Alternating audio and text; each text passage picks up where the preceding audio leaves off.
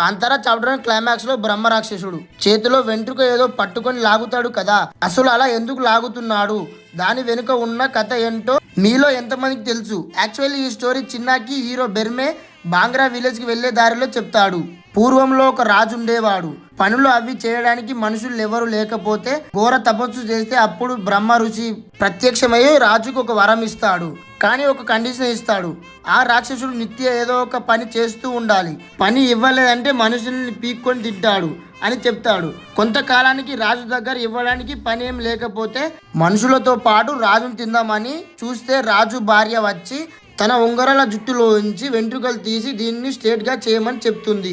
అమాయకుడైన బ్రహ్మ రాక్షసుడు దాన్ని స్ట్రేట్ గా చేయడానికి ఎన్నో ఏళ్ల నుంచి కష్టపడుతూ ఉంటాడు. క్లైమాక్స్ లో ఆ బ్రహ్మ రాక్షసు వెంట్రుకలతో కనబడతాడు. ఫస్ట్ హాఫ్ లో బర్మే చిన్నాకి చెప్పేది ఇదే స్టోరీ. మీలో ఎంతమంది తెలుసు ఈ స్టోరీ? కామెంట్ చేయండి. అలానే సబ్స్క్రైబ్ కూడా చేయండి.